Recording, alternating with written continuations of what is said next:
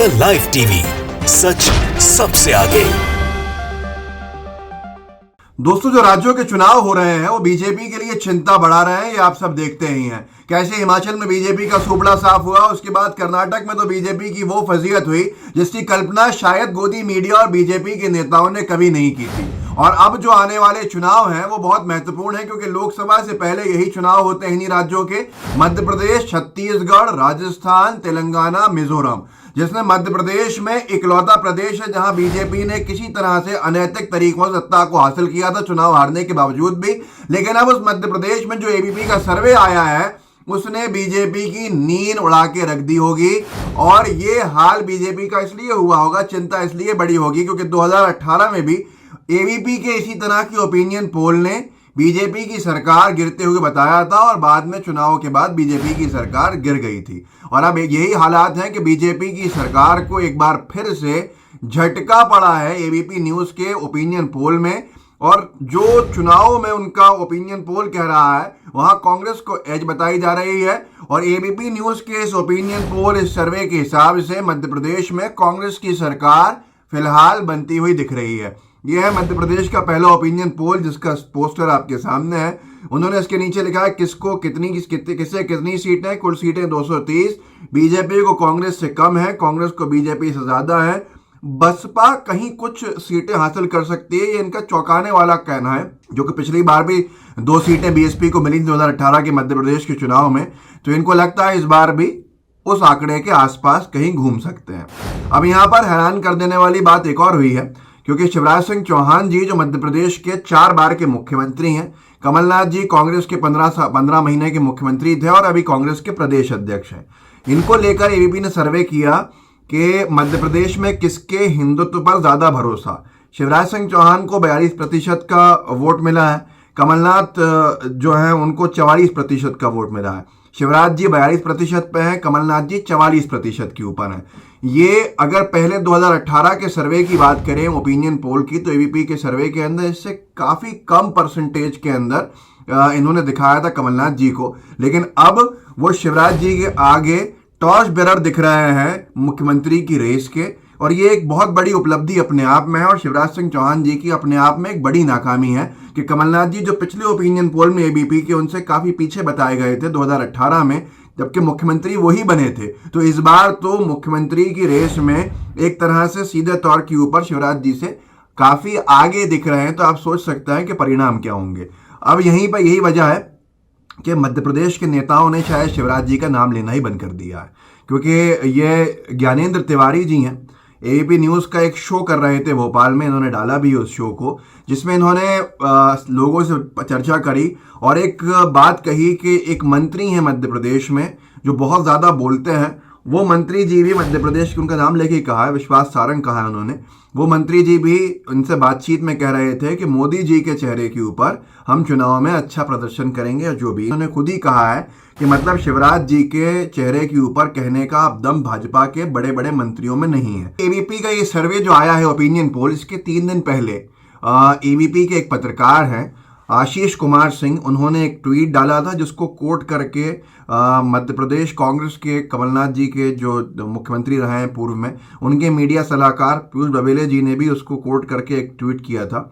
उन्होंने लिखा था पीयूष बबेले जी ने कि एबीपी न्यूज़ के संपादक ने की मध्य प्रदेश में प्रचंड बहुमत से कांग्रेस सरकार बनने की घोषणा, सर्वे में कांग्रेस को 150 सीटों की भविष्यवाणी, धन्यवाद आशीष सिंह लाइव जी। आशीष कुमार सिंह जी ने सिर्फ में लिखा था मध्य प्रदेश के एक सर्वे के मुताबिक कमलनाथ जी के नेतृत्व में कांग्रेस को इस बार मध्य प्रदेश में 135 से 150 सीटें मिल सकती हैं। और अब एबीपी का ओपिनियन पोल भी सामने है, जिसने बीजेपी के नेताओं की चिंता रातों रात बढ़ा दी है। और इसी चिंता के अंदर ये ओपिनियन पोल भी तब आया है जब खुद मोदी जी मध्य प्रदेश में 2 जगह के कार्यक्रमों को करने के लिए आए हुए थे। और ऐसे हालात के अंदर एबीपी न्यूज़ का ये ओपिनियन पोल बीजेपी के नेताओं का मध्य प्रदेश की राजधानी भोपाल से दिल्ली तक ब्लड प्रेशर बढ़ा है, वो बहुत स्वाभाविक सी बात है। मैं आपको और भी चीज़ें दिखाता हूँ। मोदी जी ने बहुत सारी बातें कही थी। मोदी जी ने कहा था कि मैं एक गारंटी देता हूँ कि हर घोटालेबाज पर कार्रवाई होकर रहेगी।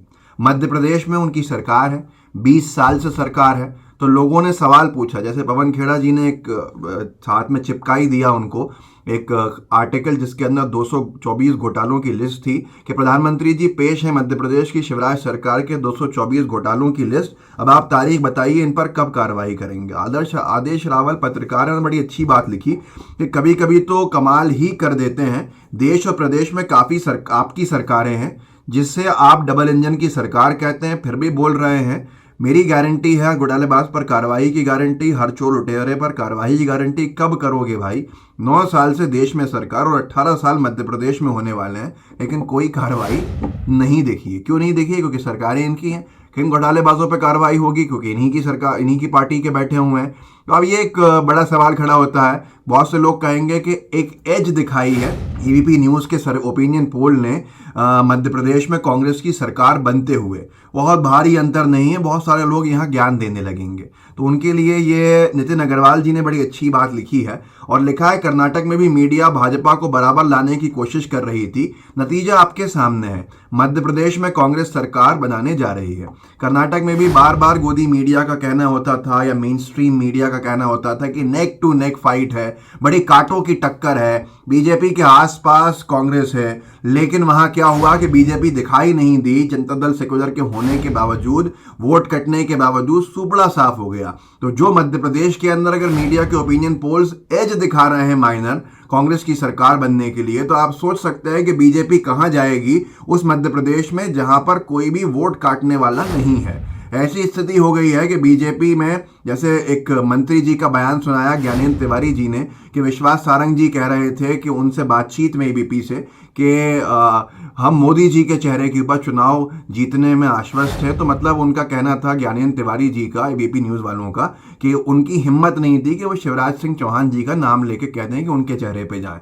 अब वो शिवराज सिंह चौहान जी, जिनको बीजेपी बहुत बड़ा स्टार कैंपेनर समझती थी, उनकी हालत ये हो गई है कि उनके नाम के पोस्टर्स भी लग गए हैं मध्य प्रदेश के अंदर। आईएनसी टीवी ने लिखा कि पूरे मध्य प्रदेश में शिवराज के भ्रष्टाचार का पोस्टर लगा है। पोस्टर पर लिखा है 50% लाओ, फोन पे काम कराओ। ये पोस्टर है जिसपे फोन पे का एक क्यूआर कोड है फोन पे के नाम से, और ऊपर लिखा है 50% लाओ, फोन पे काम कराओ। तो ये एक्सेप्टेड मामा। तो ये स्थिति हो गई है मध्य प्रदेश के अंदर बीजेपी की, जो आपके सामने है।